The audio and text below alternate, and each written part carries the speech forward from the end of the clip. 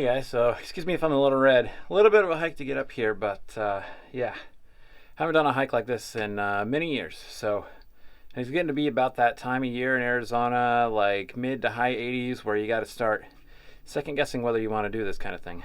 But yeah, so I am on the south side of the South Mountain Regional Park.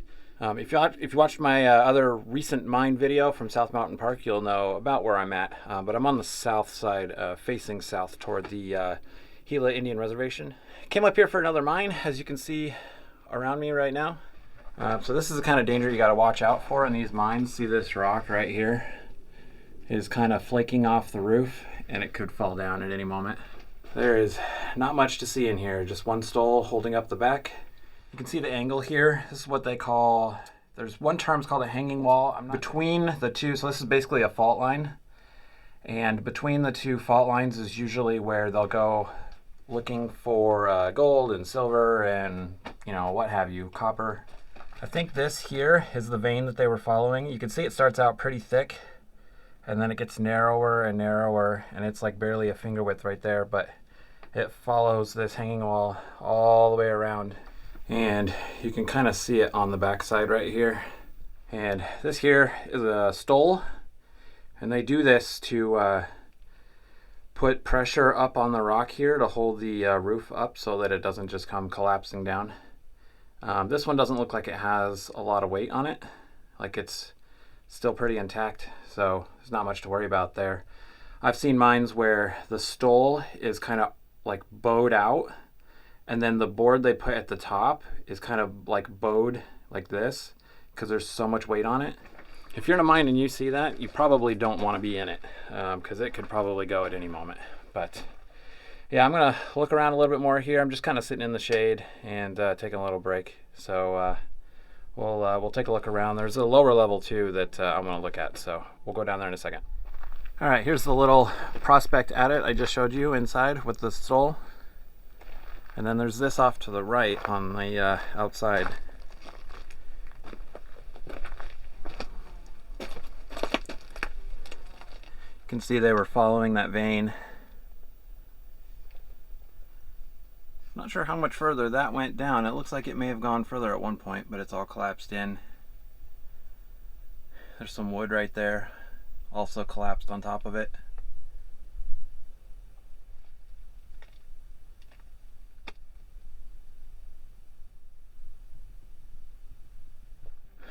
Looks like it goes down a little ways, but I'm not crazy or stupid, so I'm not going to see what's down there. So I'm gonna grab my bag real quick, and then we'll head down to the other waste rock pile that's down below.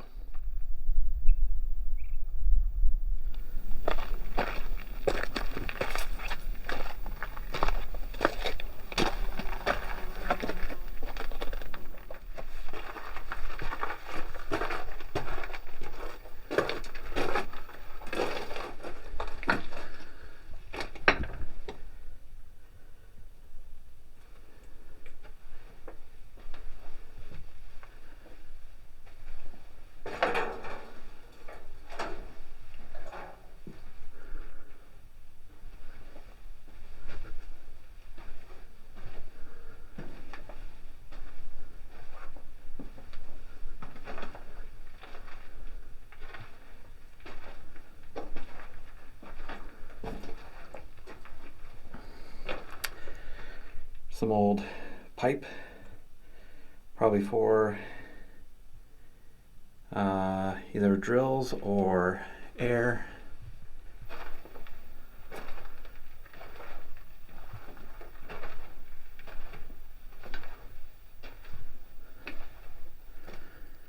And that's it, faced out.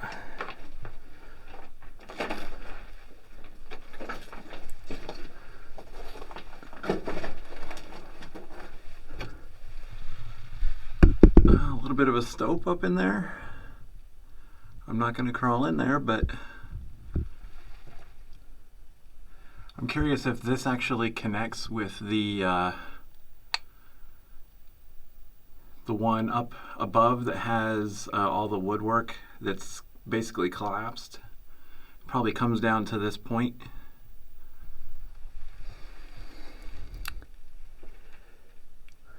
And if that went somewhere, it's all collapsed now.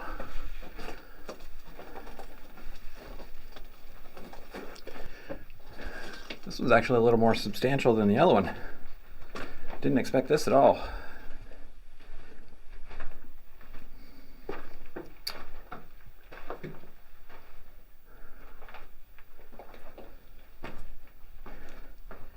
Some old pieces of, they call these muck sheet.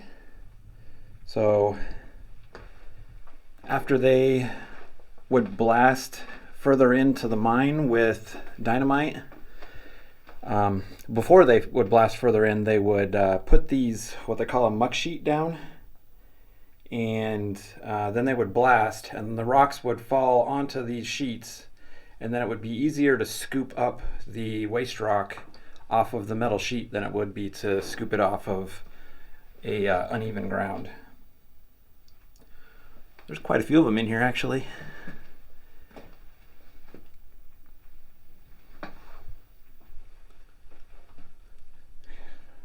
All right, I think that's it. Let's head back outside.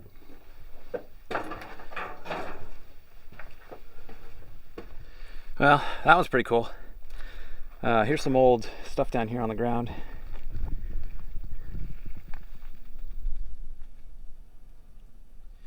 I didn't expect the workings on that to be more substantial, but looking at the waste rock pile here, definitely got some size to it. Looking at it from this perspective, you see waste rock up there from where we were at the beginning. So if there is a stope in there, it would come down maybe at this angle, and this goes back into it and connects to it. Now you can probably shimmy up through that little hole to get to it, but yeah, I'm not going to do that. I've heard too many horror stories of people shimmying into small holes and not being able to get out.